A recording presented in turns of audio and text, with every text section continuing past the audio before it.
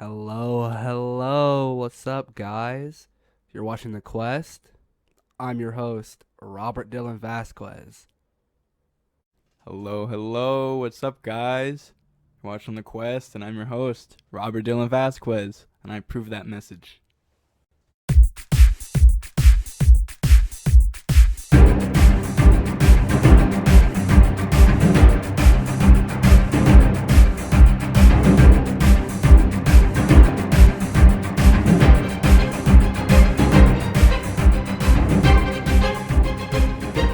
Hello. What's up, guys? You're watching the Quest, and I'm your host, Robert Dylan Vasquez. We're out here for episode 23. It is 6/18/21. And I got some good news, guys. Bennifer is back together. Ben Affleck and Jennifer Lopez. Let's give it up for them, guys. Most important news of the week. Most important news of the week. My brothers are here, guys. I usually tell you all the time, I don't have any directors or producers sitting in the background helping me do this podcast, but now I do. I got Eli to my left, which is your right, and I got Hank to my right, which is your left. So say hi, guys. What's up? Hola. My brothers are here, and they're here pretty much all summer. So that's going to be awesome. We're going to do multiple quests together, multiple ideas that we have. Shout out to Stacy, Robert, row your boat, Vasquez. That was for you, Stace. My brothers are here, guys. So this is going to be kind of extra silly. I've never done a quest with people in the room before. It's always just been me talking to the void, and now I can kind of, mess with them as much as possible. I don't know if you remember who's on your right, but I think you know. What's up, guys? I went to the Comedy Zone last night. That was really refreshing. I told you guys about my mix-up last week where I thought I was supposed to go last week, but it didn't end up happening because I signed up for the wrong date. Yesterday was the right date. So I went and I did a little tight 3 minutes, dude. I did a tight 3 minutes. I talked about this chick that had chapped lips when we were at the mall. I talked about Tarzan, and I talked about the monks who hit themselves in the dick. So come out and see me at the Greenville Comedy Zone. You never know what you're going to get. My shirt was caught in my armpit, so I did a little shoulder move right there, and it looked like I was like... I went last night, and I thought that they were going to do all the 3-minute sets first. So when I was signing up, when I checked in, they were like, hey, you could either go 4th or 12th. And I'm like, my set is really lowbrow, really silly. Let me go 4th. I don't want there to be any lulls. I want people to still have energy so they have the time to entertain me, if that makes sense. Because it's just really silly and nonsense, right, when I go up. So I'm like, I pick 4. Please let me get 4. And so she's like, done. And she writes a little, in her little pink pen, writes number 4 right beside my name, Robert Dylan. So later on in the night, number 3 goes up, and I get my phone out because I record on my sets. I get my phone out, and I prop it up against my water bottle because I go on stage with no phone and no notes and no water bottle. I go raw dog. You know how I do. I go raw dog. So, right? And so I prop my, phone up on the little water bottle, and I go up there and I wait like a fool. I'm just sitting in the chair, just twiddling my fucking thumbs. And the guy comes off stage, and then the DJ, shout out to Jalen, he was like, let's give it up for your next comedian, not Robert Dylan. Woo! Not Robert Dylan. Yeah! Woo! So I'm like, oh, what the fuck? I'm not number 4, which is understandable, but let me go check what number I am. I look at the piece of paper, the set list, I guess you could say. And I'm 19.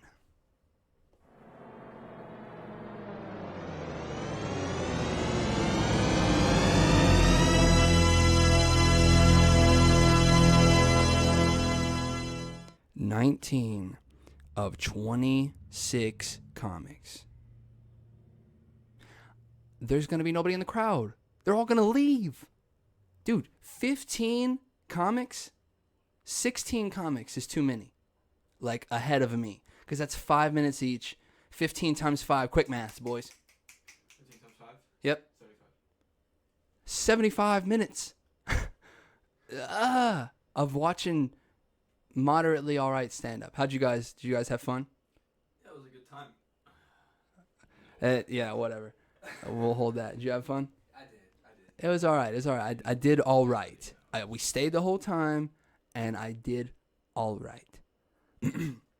So, my dumbass, it's online sign-up now, and when I signed up for the first time, I had my receipt. I was like, I signed up for June 17th.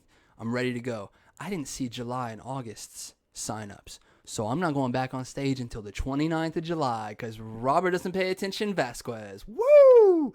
Coming at you hard with the nicknames. Fucking. Anyways.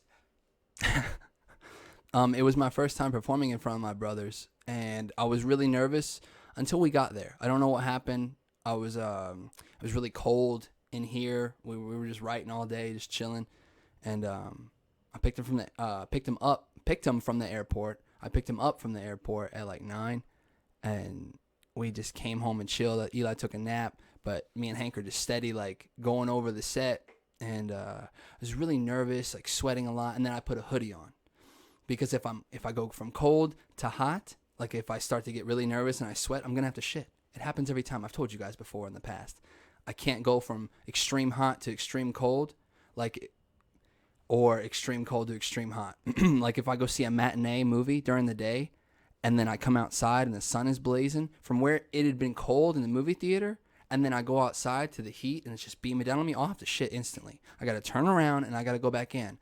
And what does that do? That causes the extreme heat to go back into the extreme cold of the movie theater, and then it's double doo-doo. It's bad. It's bad news bears, guys. So that's why I don't go see matinees. Don't invite me to a matinee because I'm not going.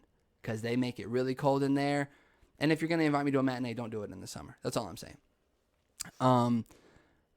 Yeah. But that was my Comedy Zone yesterday. I'm not going back up until the 29th of July. So shout out to the Comedy Zone. I got a while to work on my stuff. Something that I was thinking about earlier in the week that I really wanted to go over really, really bad, that made a lot of sense to me as a kid that didn't ever make a lot of sense or hasn't made sense to me as an adult yet. So I'm going to read this. I'm going to read this and try to make sense of it. What I have in front of me is the plot of a movie called Free Willy. Hear me out. Some of you guys have, and some of you guys haven't seen this movie.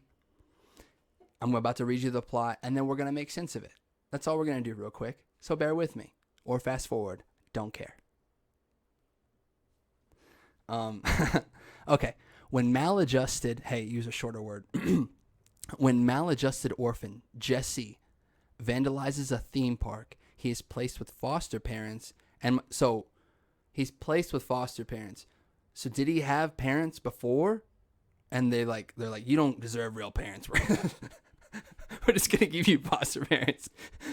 Or okay, maladjusted orphan. Okay, so he was just in. I don't know what he was. I've never seen the movie, right?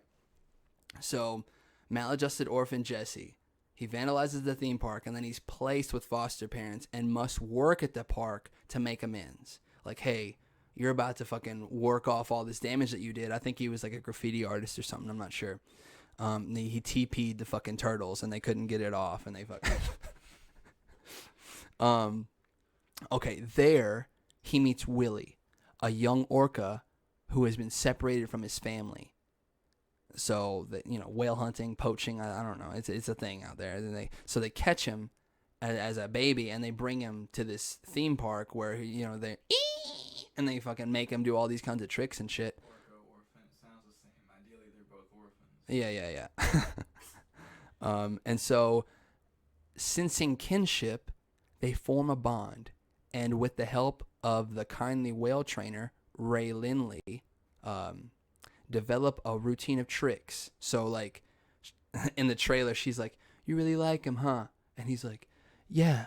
And then the voiceover guy's like, "If the only one that could understand you was a little boy." Like, Anyways, so they make up these series of tricks, and then the greedy park owner, he soon catches wind of the duo, Jesse and Willie, and he plans to make profit from them. And that's all it gives me. But I'll tell you the rest. So the whale, he learns all these tricks, right, because he has Jesse, and then they realize, like, oh, we can make money off of this. And Willie's like, nah, fuck that. Somehow the whale is like, nah, I want to be with my family. And so they're like, fuck it, let's try to kill him. And so they try to kill him. They chisel some shit, and the water ends up falling out. This is all in the trailer. It shows you the whole movie in the trailer, by the way. This is why I don't watch trailers. And so Jesse has this sign. He's like, he's trying to kill him. And so they rescue Willie because he's like, we gotta free Willie. And it's like that part where with Leonardo DiCaprio, he's like, or he's pointing, he's like, he said it. So he's like, we gotta free Willie. He would want to be with his family. We're the only family he's got right now. So they put this fucking whale on this tractor trailer thing, and they're tugging it with this big F-150, and they're just tugging this killer whale, this orca, on the freeway, and he's out of water, and this Native American, like, grandpa character, he's like, we got to get him to water sooner. He's going to die. Hey, no shit. No shit.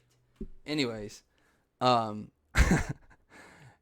then Jesse's riding with Willie in the back of this trailer, and you can see they're on, like, the highway, and he's like, you gotta hurry! He's not doing so good! Bro, I watched this trailer like 4 times. I got the dialogue down. It's not that intricate, right?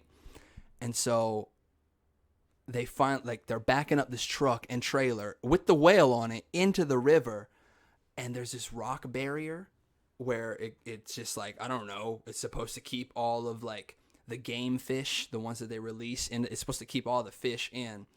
And fucking Jesse gets on the rock, and he's like standing up, and Willie, he fucking, like a whale, comes up out of the water, like,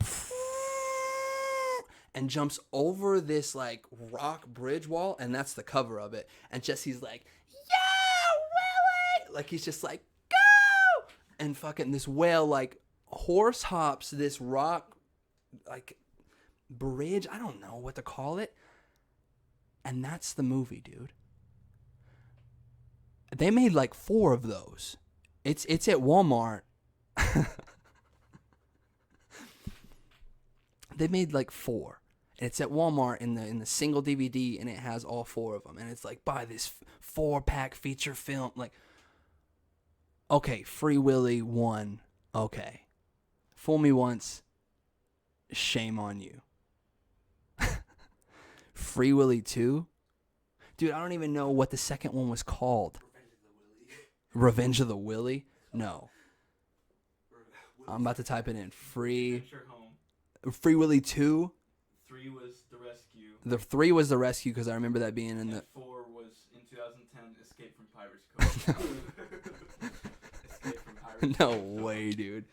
The Adventure Home. Where? Now, and it's like, all right, now he's just somewhere in the ocean, jumped over the rock. Anyways. Find his family. Finding Nemo, dude. Ryan. All right, hang on. This is The Quest with Robert Dylan Vasquez. Thank you. But no, I thought I'd read that and try to make sense of it as much as I could. And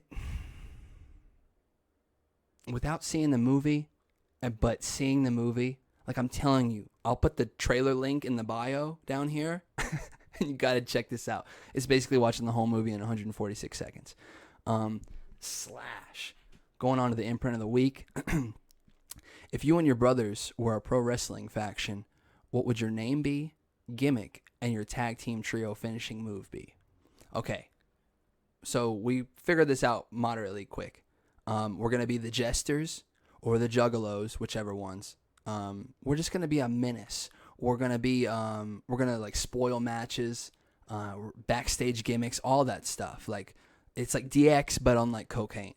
We're going to like, they're going to hear our theme music, and it's going to be like the New Day, but people are going to hate us. They're going to be like, oh no. Like, we're going to interrupt everything, right? We're just going to be a menace. So we're going to be called the Jesters. like I said, our gimmick is just gonna be the biggest assholes in WWE in moderate era. And then our finishing move, the tag team trio. My brothers are like fairly big guys, so since I'm the high flyer, it would be like if you've ever seen like it would be called the wild card. And if you guys have ever seen those slingshots where like two people ride in and they're just like hanging there and they're like, "Are you gonna be okay?" "Yeah, I'm gonna be fine, And then the shit slings them and they fucking pass out and shit.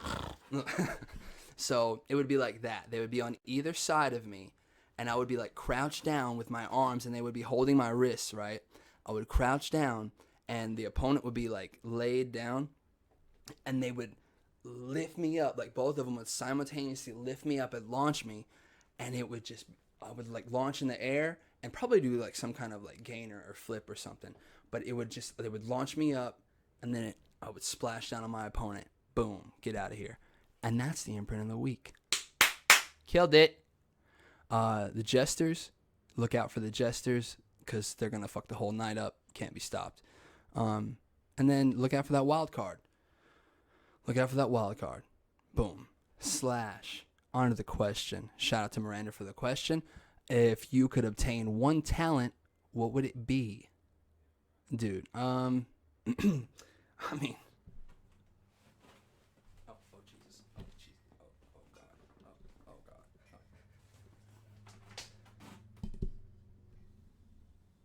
As you can see, I'm a man of Take two.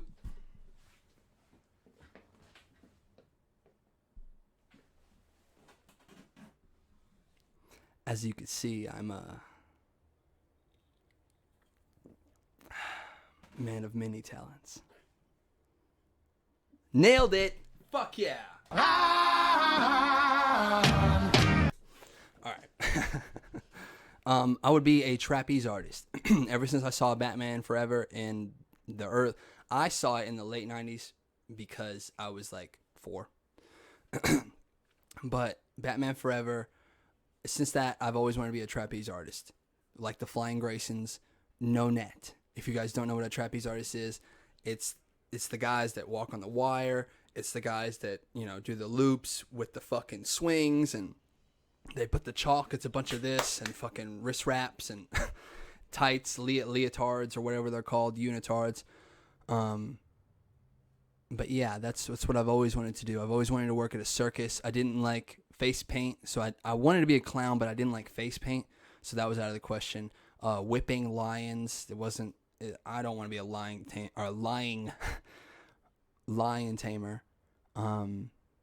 Man, I don't want to walk around the elephants and have like kids Eli size riding on this elephant and they're just like or fucking, I can't do an elephant noise. Eli can though. Just say hi, I'm Eli. No. But yeah, just that's a circus. The circus job that made the most sense to me is I've always wanted to be a trapeze artist. That would be the one talent that I would obtain. No net though. I don't even know if I would practice with a net, just because you got to be on your game at all times. Fucking killed it. What's a talent that you would want if you could obtain one talent that you already don't have? Think about it. I'll wait. No, I'm not gonna fucking wait for you. Are you kidding me? Fucking Slash, dude. We're just blowing through this week's episode. Episode 23, 6/18, 21/21. 2021, not 21/21, because that's 100 years in the future. Shout out to the century. Unlocking memories, dude. Okay, I've been wanting to talk about this one for a while. But I didn't really know how to go about it. So I have to go about this very delicately. I don't want to embarrass anyone. The saga will continue. The story will continue at some point, but I have a good cutoff point. So let me begin. If you've never heard this story before, just bear with me. And if you're eating, put down your food, dude. Put down your food. So, this unlocking memories, all I have written down is shit shirt. That's all I have written down. So, my life's plan was, after I got out of high school, I was either going to move out to LA, and I was just like, LA is too far. I do have family out there, but my family kind of want me to stick to the East Coast. I didn't really know that Atlanta was this big film scene at the time, and I don't think it was. I don't think it was. It might have been, but it was early on in the stages, right? So I was like, it's got to be New York. I got to move to New York. And I'm like, well, I don't want to move to New York and have to work. I need to be hitting auditions every single day. I need to be getting on stage every single day, whatever it is. I need to be able to afford rent, utilities, all that shit, and then I need to be able to afford food. So I'm like, why don't I save up while I'm here in South Carolina, living here, and then I'll move there with like 80 grand or so. And then I'll just live for however long 80 grand gets me of the same routine of going to auditions, getting in contact with agents, not having to work, literally waking up every single day on the grind and being able to and not have to work. Robert, how are you going to get that 80 grand? Good question. I'm going to grow marijuana out of an apartment. No, you don't do that. So I was living with this guy, we'll just call him Terry. And then I was living with this other kid, Spence, but he wasn't on the lease yet. Or he was on the lease, but he hadn't graduated high school yet. And as soon as he graduated high school, he was going to come live with us. That way he can move out and yada, yada, yada. So it's just me and Terry for the first, I'd say 5-6 months of the lease. No, because we only signed a 6-month lease. That's what it was. We weren't allowed to do 6-month leases. So I'm with this guy a good 90 days before I realize, like, okay, I don't think I want to live with this cat anymore. But it's tough. 90 days by myself with this cat. And in that 90 days, I realized I don't want to live with this guy. And I'll tell you why. He worked at AT&T. I worked at Ingalls at the time. I wasn't making nearly as much money as he was, with commission and everything, and then base salary, all that jazz. He's a 18, 19-year-old kid, came into some really good money early in his life. Proud of him. I had just quit Olive Garden, went unemployed for like a month, and then based off of my Olive Garden history, got this job at Ingalls, right? Because I worked in the app cook and all those other cooking positions, which lied on my resume. You're not supposed to do that. But he was like, I like your resume and I like that you cooked at Olive Garden. I want you to, make produce in my deli. And I'm like, okay. And I nailed that job, but it didn't pay that much. I think it's $8.50 at the time, something crazy like that. And the money, if you compared it, it wasn't even close. It was like a 40 grand base salary and then commission on top of that. And I was making $8.50, working maximum 39 and a half hours a week. It would be like 39, 30, and then come get me. They'd be like, hey, you got to leave. You're about to hit 40 hours. So that's what I was dealing with. I wasn't eating that much. I was like grazing at work. Like if you wanted a half a pound of honey ham, I was slicing 3/4 of a pound and I was eating a 1/4 pound of it. That's how hungry I was at the time, right? So he would come home and I would just be chilling there, exhausted just because I worked. He would be exhausted too. But he would come home and he'd be like, hey, bro, why aren't the dishes done? This is Terry. He'd be like, hey, bro, why aren't the dishes done? And I'm like, in my head, because I wasn't that confrontational at the time, I didn't know what putting people in the stew meant. And I was just like, because I don't fucking eat here. I'm grazing at work. I'm eating chicken tenders and mashed potatoes out of the hot bar. Like, you fucking asshole. Like, I don't have your kind of money, and I'm not about to ask you to. Anyways, I didn't into that apartment. But what he wanted was a housewife. What he wanted was a good roommate, whatever that fucking meant. But what he wanted was a housewife, somebody who's going to clean and have food ready and be ready to chill with him when he got home. And that's not what I was. So that I got ahead of myself earlier. 90 days in, I knew I didn't want to live with this dude anymore. Because he was a dickhead. I didn't like the way he treated me. Weed or not, future or not, I knew I didn't want my future to be with this guy. The reason I wanted him to come with me is because he was a great actor. It was a great actor, and it would have been fun to write stuff and collaborate because he was an all right friend, a really good friend, just a bad roommate. And so I knew I didn't want to live with this guy, but we were still friends. I go into his room one day. You know, it's, oh, don't go in your roommate's room. He was my bro. He went in my room sometimes. And all I wanted was a tank top. Now, I didn't want to go to Walmart because I didn't have a lot of money at the time, making rent and bills and whatever. Walmart has like 3 tank tops for $11. I'm not doing that. Not then. I'm not doing that. I probably wouldn't even do it now. That's why you don't see me rocking a lot of tank tops. That's why I got this mean farmer's tan.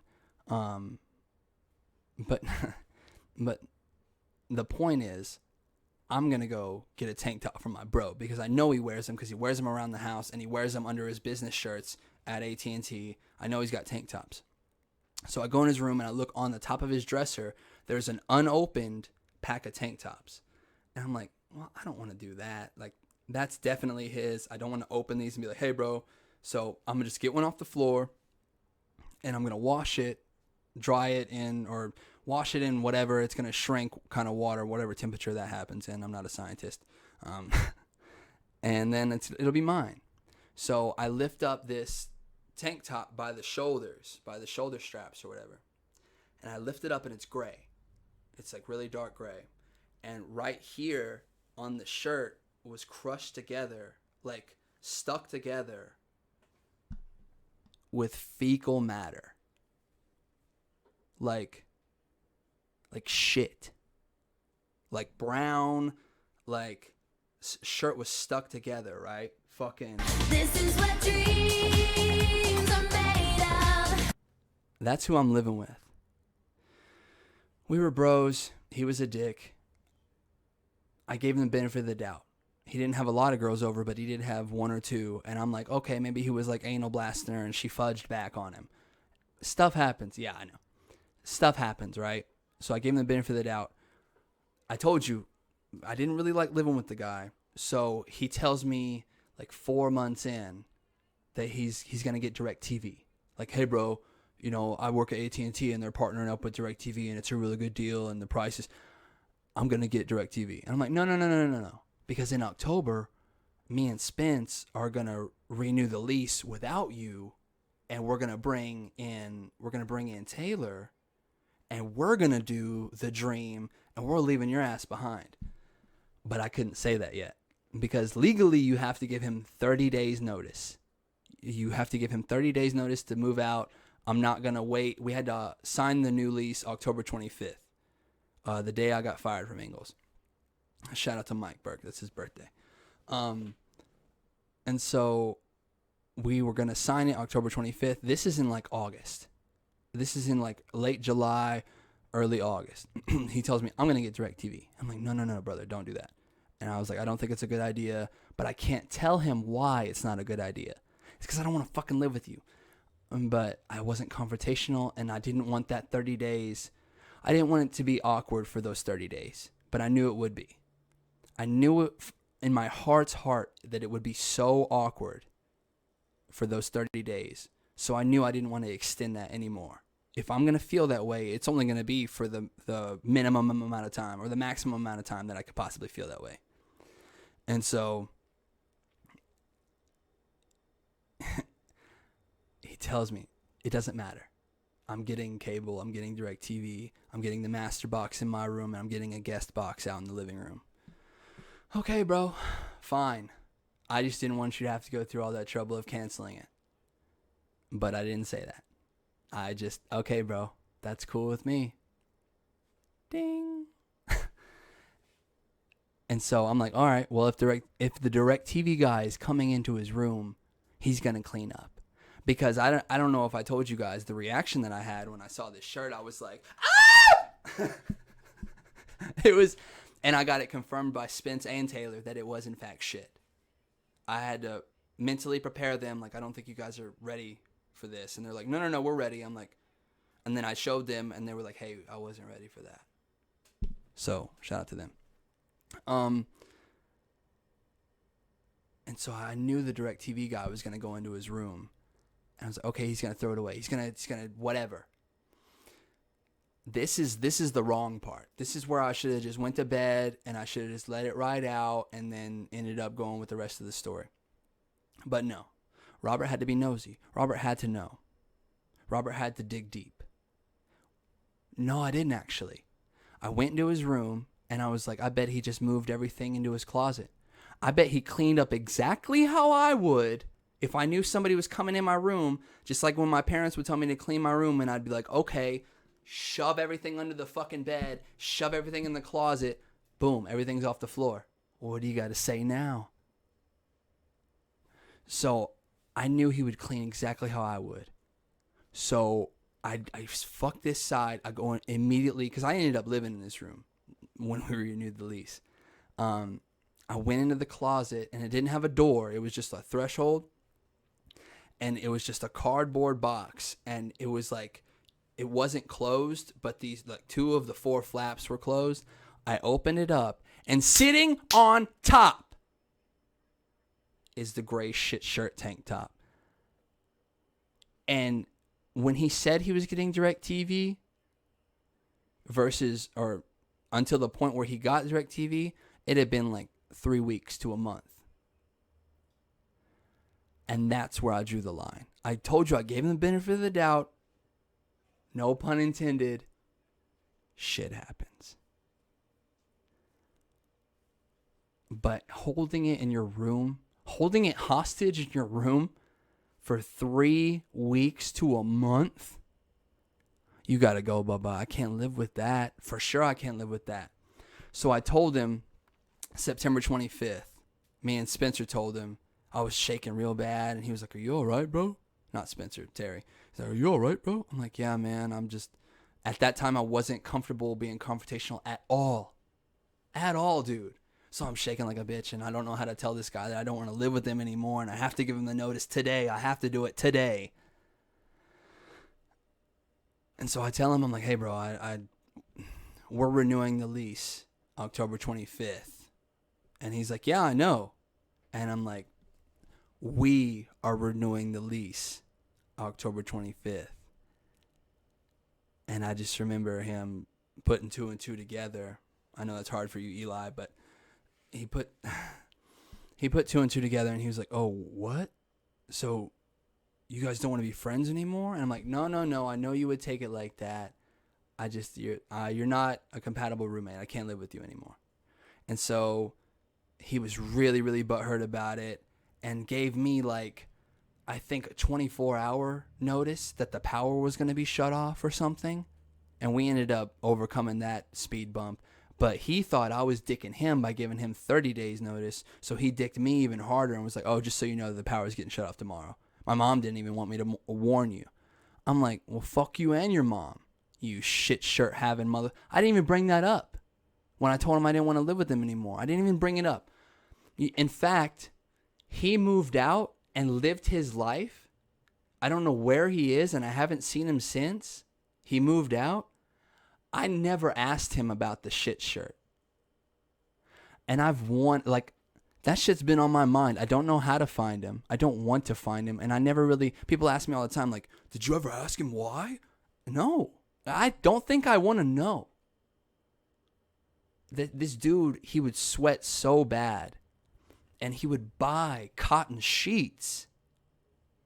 Like, you know you're going to sweat the bed. Boom, wet the bed. But this motherfucker I'm talking about sweat the bed. And so he knew that he did that and would still buy cotton sheets and still sleep in his tank tops and it would be gray too. He would have gray sheets. That way you could see like the puddle when he got, anyways. And his room smelled like salt and vinegar. Watch that hard R. But yeah, dude. One of the worst roommates, if not the worst roommate I ever had. We'll get to the later roommates, on a later version of the Quest or a later episode of the Quest. But this guy, shit shirt, I never asked him why.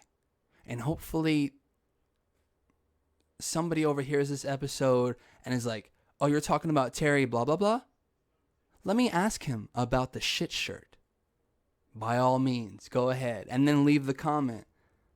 And tell me why. Because I'm not talking to this guy. I don't want to know. But that's unlocking memories. That shit shirt. I think he was still working at AT&T. sorry to dox him. it's not like you know which one to go to, but you can live with your friends, but you don't know if they could be your friends all day long, but you don't know if they're gonna be compatible roommates. And I told you, I was already done with him by the way he was just treating me as a human being. Knowing our wages, knowing our schedules, knowing we both dealt with shitty customers. But would you rather argue with someone about their phone bill, about how to set up their phone, about something that can help them? Or would you rather argue with a guy yelling at you because you scanned the wrong barcode of an apple? Or like you typed in, that's a Granny Smith. That's not a fucking... Yeah. No, I'm not doing that.